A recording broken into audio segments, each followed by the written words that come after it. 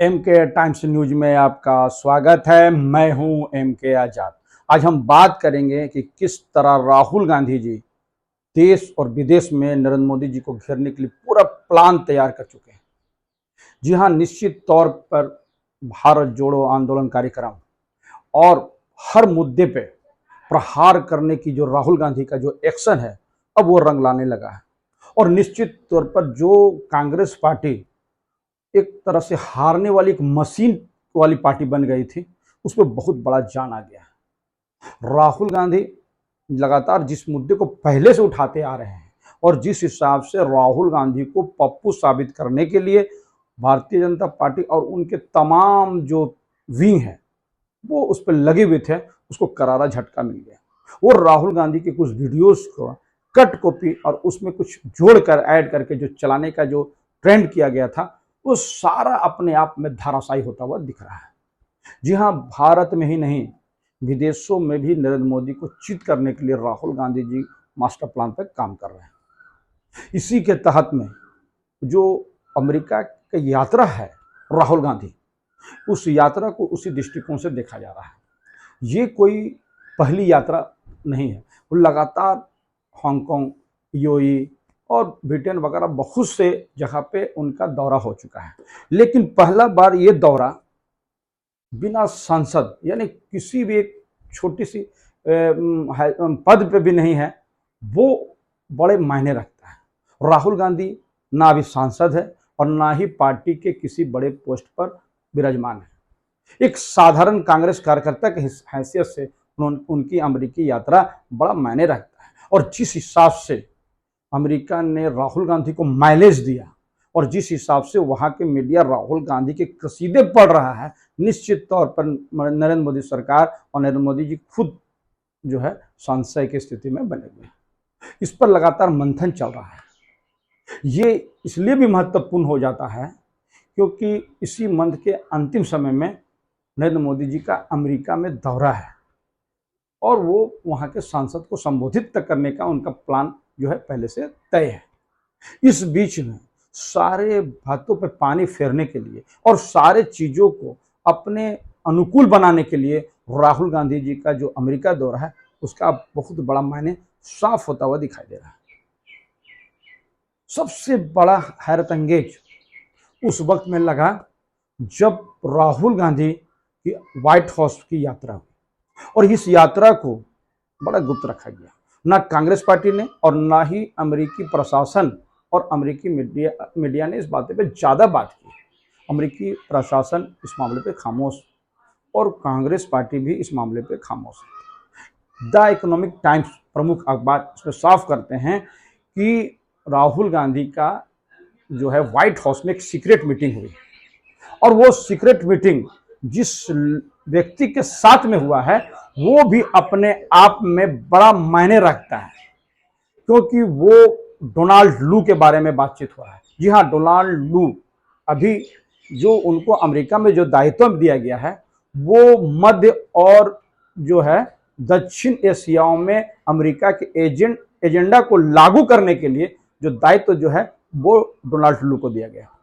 Donald लू इसलिए भी महत्वपूर्ण नजर आने लगे क्योंकि इमरान खान की जो सरकारें गई और इमरान खान ने लगातार जो है डोनाल्ड लू पर ये आरोप गढ़े,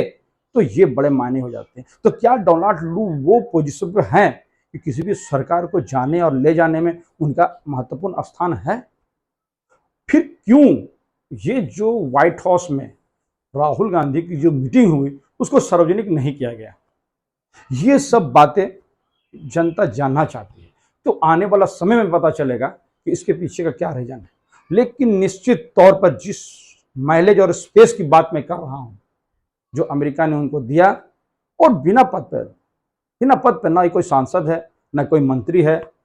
और ना ही कोई बड़ी पार्टी में पद पे है, उसके बाद उनका माइलेज का इंपॉर्टेंस पता चलने लगा। अब तो ये कहने लगा कि राहुल गांधी की सदस्यता छीनने के बाद भी राहुल गांधी जिस हिसाब से नरेंद्र मोदी पर प्रहार कर रहे हैं, और सबसे बड़ी बात है कि आरएसएस जो भारतीय जनता पार्टी की रीढ़ है, उनके आरएसएस के बिना भारतीय जनता पार्टी की कल्पना तक नहीं की जा सकती, उस पर भी जिस हिसाब से प्रहार कर रहे हैं, वो बड़े संकेत की ओर इशारा करते हैं। इसी कॉन्फिडेंस की वजह से भारतीय जनमानस को राहुल गांधी पे विश्वास जो है वो गाढ़ा होता हुआ दिख रहा है। खासकर दलित, आदिवासियों और माइनॉरिटी के लोगों में उनका क्रेज चढ़ बढ़कर बोल रहा है। जी हाँ, राहुल गांधी इस वक्त में अल्पसंख्यक, दलित और आदिवासियों के बीच में एक बड़े चेहरे और बड़े नेता के रूप में प्रोजेक्ट होते हुए दिख रहे हैं, क्योंकि जिस हिसाब से देश में भी राहुल गांधी लगातार भारतीय जनता पार्टी और आरएसएस को कटघरे में खड़ा कर रहे हैं और हर मुद्दे पे, चाहे अडानी का मुद्दा हो या फिर और दूसरे मुद्दा हो, चीन जैसे बड़े मुद्दे पे उन्होंने जिस हिसाब से सरकार को घेरने का काम किया और जो बात उन्होंने पहले कही वो अब सब होता हुआ दिख रहा है। ये सारी बातें राहुल गांधी की कदर काठी को बहुत ऊंचा ले जाने का काम कर रही है। तो अमेरिका में उनके दिए गए बयान पर जो हंगामा भारत में मचा वो हम देख चुके हैं और ऐसा कोई वाक्य नहीं गुजरता है तो राहुल गांधी बोले और भारत की भारतीय जनता पार्टी उस पर प्रहार नहीं करे। पूरा टीम जो है राहुल गांधी पे प्रहार करने का एक योजनाबद्ध तरीके से काम करने लगता है, लेकिन सारे चीजों को दरकिनार करते हुए जिस हिसाब से दक्षिण भारत में कि कर्नाटक के जो किला राहुल गांधी ने फतह करके साबित कर दिया कि राहुल गांधी 2024 के लिए बहुत बड़ा फैक्टर होने जा रहा है। और जिस हिसाब से राहुल गांधी ने विपक्ष को, नेताओं को एकजुट करने के लिए नीतीश कुमार को जो ऊर्जा प्रदान किया है वो भी काबिल तारीफ है। राहुल गांधी ने स्पष्ट कहा कि अभी देश में मुद्दा प्रधानमंत्री कौन बनेगा यह नहीं है, यह जो वर्तमान सरकार है इसकी विदाई करने के लिए सबसे पहले योजना बनाने की जरूरत है, वरना भारत का संविधान और संवैधानिक संस्था जो है उसको बचाना मुश्किल होता हुआ दिखेगा। और जिस हिसाब से आरएसएस और उसके अनुषंगिक इकाइयों का हर संवैधानिक संस्थाओं में बैठाने की जो आरएसएस की जो योजना है वो पूरा तरह होता हुआ दिख रहा है। तो क्या नरेंद्र मोदी जी अपना सर्वोच्च जो प्रदर्शन था वो करके दिखा चुके हैं? अब उससे ज्यादा नरेंद्र मोदी जी का इस पर ज्यादा करिश्मा नहीं हो पाएगा। तो जिस हिसाब से आरएसएस ने राहुल गांधी जिस हिसाब से आरएसएस ने नरेंद्र मोदी जी के करिश्मा और हिंदुत्व से निकलकर दूसरे चीजों पर आत्ममंथन करने की सलाह दी है, क्या वो मात्र सलाह है कि उसके पीछे सिर्फ कर्नाटक चुना है? पूरे लबुलवाब को आप देखें तो आरएसएस के अंदर खाने से जो रिपोर्ट तय की गई है या बनाई गई है वो रिपोर्ट साफ इशारा करता है कि आने वाले समय में राहुल गांधी बड़ी चुनौती बनकर भारतीय जनता पार्टी के सामने खड़े होंगे। और आरएसएस को सिर्फ इसी बात की चिंता नहीं,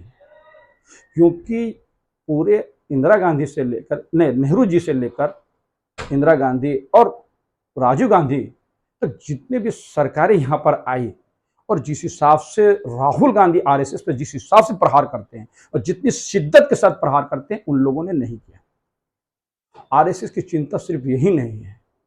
कर्नाटक चुनाव जीतने के बाद उनके कांग्रेस पार्टी के जो स्वास्थ्य मंत्री हैं जिन्होंने बयान दिया कि पिछली जो सरकारें थी वो आरएसएस उनकी आनुषंगिक इकाइयों को बड़े पैमाने पे जमीन मुहैया कराई है और नियम के विरुद्ध इसका आवंटन किया गया, वो सारे आवंटन की समीक्षा की जाएगी। और यही नहीं, खरगे साहब के बेटे ने इससे बढ़कर जो बात कही कि कोई भी खुराफात करने वाला या विधि व्यवस्था के लिए संकट पैदा करने वाले और संविधान को चैलेंज करने वाले जो भी संस्थाएं हैं उसको बैन करने के काम करेंगे, इसको बल मिलता हुआ दिखता है। तो क्या पिछली सरकारें ने जानबूझ के आरएसएस उसकी आनुषंगिक इकाइयों को बड़े पैमाने पे जमीन आवंटन की थी? तो क्या इसकी वापसी जो है आरएसएस को आर्थिक चोट देने के लिए किया गया है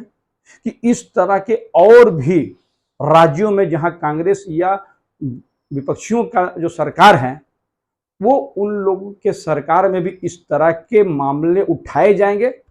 इसको लेकर आरएसएस में भी मंथन चल रहा है और आरएसएस के आनुषंगिक इकाइयों पर भी मंथन चल रहा है। बजरंग दल पर जिस हिसाब से प्रहार किया गया, उसको बैन करने की बात की, वो आरएसएस के छोटे छोटे विंग जो है उसको किसी तरह रोकने के लिए स्कीम के तहत में देखा जा रहा है। एक एक बैगिया अचानक आरएसएस को बैन करने की स्थिति में अभी कोई भी राज्य या कोई भी पार्टी का बयान में शामिल नहीं होगा,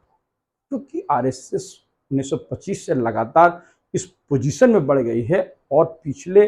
10 सालों में जो नरेंद्र मोदी की सरकार है जिसमें उसका इजाफा हुआ है, उनके शाखाओं में इजाफा हुआ, उनकी आर्थिक स्थिति में इजाफा हुआ, उनके हर एजेंडे को लागू करने में इजाफा हुआ, इसको रोकना अब जो है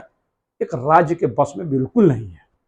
और कोई भी पार्टी इस पर हाथ डालने से बचती हुई नजर आ रही है। तो क्या आने वाले समय में आरएसएस उसकी अनुषांगिक इकाइयों पर जो है बैन होने के या फिर उसकी आर्थिक जो संपत्ति है या फिर आर्थिक जो स्रोत है उस पर बैन लगाने की बातें हो सकेगी, ये तो आने वाला वक्त बताएगा। लेकिन आरएसएस की जो चिंता है इसी बात को है कि यदि 2024 में नरेंद्र मोदी सरकार की वापसी नहीं हो पाती है तो खतरा सिर्फ और सिर्फ भारतीय जनता पार्टी के लिए नहीं, आरएसएस और उसकी अनुषांगिक इकाई को भी होना तय है। क्योंकि अंदर खाने से कांग्रेस इस बात को पर एग्री हो गई है कि जिस हिसाब से सोनिया गांधी, राहुल गांधी, प्रियंका गांधी और वाड्रा जी पर जिस हिसाब से लांछन लगाए गए, इसके पीछे आरएसएस और उसकी अनुषांगिक इकाइयां काम कर रही थी। तो इसी तरह इस बात के अब पूरी तरह गुंजाइश हो गई है कि राहुल गांधी इसी को लेकर ज्यादा एग्रेसिव हो गए और भारतीय जनमानस के जो विषय हैं उसमें प्रमुख जो बातें हैं आरएसएस और उनके जो अनुषांगिक इकाई है या बहुत सी मुस्लिम इकाइयों का मैं जिक्र कर देता हूं, वो लोग में जो कट्टरवाद और कट्टरता बढ़ गई है वो भारत के हित के लिए कतई नहीं है। ऐसे लोगों पर भी बैन होनी चाहिए, चाहे वो मुस्लिम हो या किसी भी धर्मों के मानने वाले हैं। जो कट्टरता फैलाता है या जिससे नफरत और वैमनस्यता फैलता है, ऐसे किसी भी संगठन पर रोक लगना चाहिए। जो संविधान को चैलेंज करने का जो बातें कही जाती है उस पर बैन लगने की बातें हो। बहरहाल ये जो मामले आ रहे हैं कि देश और विदेशों में भी जिस हिसाब से राहुल गांधी के डंके बज रहे हैं और आने वाला 2024 चुनाव में जो राहुल गांधी का अक्स जो है या औरा उसका में जो इजाफा हुआ है वो निश्चित तौर पर नरेंद्र मोदी सरकार के लिए खतरे की घंटी तो बज ही गई है। तो आने वाला समय पे किस हिसाब से विपक्षी दल एकजुट होंगे और किस हिसाब से रणनीति बनेगी वो तो आने वाला समय बताएगा। लेकिन इस बीच में आप पार्टी ने अध्यादेश में जो दिल्ली में जो जिसको लेकर सरकार अध्यादेश बनाई और सुप्रीम कोर्ट के अगेंस्ट में ये फैसला आ रहा है, यानी ये जो ये आ रहा है, इसको लेकर जो आप पार्टी भी जो रणनीति बना रही है ये भी एक रणनीति जो है भारतीय जनता पार्टी के परेशानी का सबब है। आप पार्टी के केजरीवाल जी वो तो सुप्रीम कोर्ट के उल्लंघन तक इस जो ऑर्डिनेंस के बारे में बात तक करते हैं। तो आप पार्टी भी चूंकि अभी नई वो भी नेशनल पार्टी का दर्जा प्राप्त की है तो उसको इग्नोर करने की स्थिति में अभी विपक्षी दल नहीं होंगे, ऐसा मेरा अनुमान है। बहरहाल 2024 के जो चुनाव है वो महत्वपूर्ण होता हुआ लगातार दिख रहा है। और बात चली तो मैं मध्य प्रदेश की बात इसलिए भी कहता हूँ क्योंकि जिस हिसाब से इनपुट आ रहे हैं उसमें मध्य प्रदेश में भारतीय जनता पार्टी की स्थिति एकदम दयनीय नजर आ रही है। क्योंकि जिस नेता के भरोसे उन्होंने कमलनाथ की सरकार को तोड़ने में कामयाबी हासिल की थी, अब वही उनके लिए सरदर्द बनता हुआ दिख रहा है। और जिस हिसाब से आज प्रियंका गांधी ने नर्मदा नदी के पास पूजा अर्चना के बाद वहां पर चुनावी शंखनाद की घोषणा की और जैसे ही डी शिव कुमार जी जो संकटमोचन बने हुए हैं अभी कांग्रेस के, वो वहां पर गए और जिस हिसाब से रणनीतियों पर चर्चा हो रही है, निश्चित तौर पर जो कहा जा सकता है कि कांग्रेस उत्साह से लवरेज है। और यदि हिंदी पट्टी में और खासकर मध्य प्रदेश में यदि भारतीय जनता पार्टी की विदाई हो जाती है तो निश्चित तौर पर हम कह सकते हैं कि 2024 में एक और कामयाब हो जाएगा कि राहुल गांधी और उसके कांग्रेस ही भारतीय जनता पार्टी के साथ में लड़ जाएगी और विपक्षियों में उनका कद काठी और बढ़ जाएगा। हमारा यह वीडियोस कैसा लगा आप अपने कमेंट्स बॉक्स में जरूर कमेंट्स करें, और जिन्होंने अभी तक हमारे न्यूज़ चैनल को सब्सक्राइब नहीं किया, उससे विनम्र निवेदन है कि वो इसको सब्सक्राइब कर दें। नमस्कार।